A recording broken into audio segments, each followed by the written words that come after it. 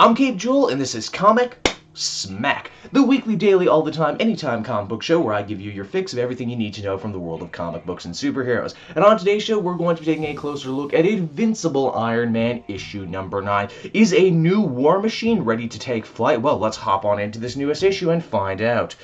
So, following from where the last comic left off, Tony was assumed dead after the giant explosion he had with that group of Japanese armor thieves. In fact, he's been gone so long the stockholders of Stark Industries are starting to worry and kick up a fuss. Although really, if we stop and examine it, being a stockholder, shareholder in Stark Industries must be one of the most nerve-wracking things ever. Oh hey, where's our CEO? We have an important meeting going on. Oh, what's that? He's in space with the Avengers? Guess he can't make it. Hey, profit margins are down for this quarter. What's our CEO thing? Oh, what's that? He's been turned into a teenager? Things have gotten so bad that Siri, the artificial intelligence, is more or less running the entire company on her own. There we transition on over to the college that we saw a couple issues back. It's there that a young girl by the name of Riri has built her very own Iron Man armor, with nothing but a box of scraps in a dorm room. There's two important things of note here. One, Riri isn't related to War Machine as we once thought. Sorry, War Machine's actual niece who showed up in the Iron Patriot book, guess you won't be getting a push at all.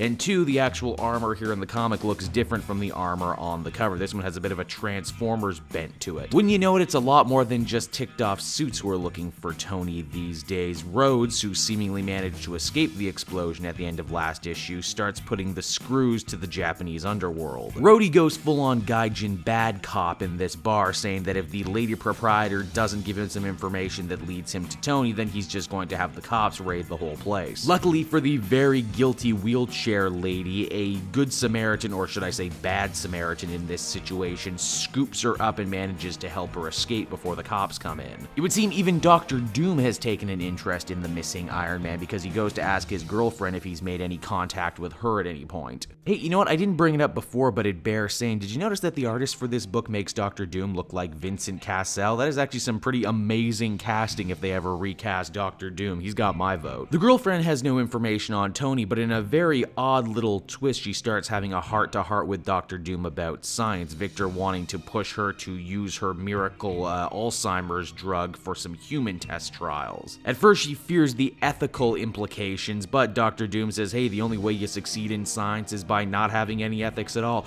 Plus, if you need some off-the-book test subjects, I was a supervillain and a dictator, and I could easily line some people up for you. As the comic winds down, we once more check in with Rhodey as he has a secret backroom meeting with the Good Samaritan from the bar. Turns out it's none other than Tony wearing a fake face in an attempt to infiltrate the Japanese criminal organization that was behind the theft of all these armors.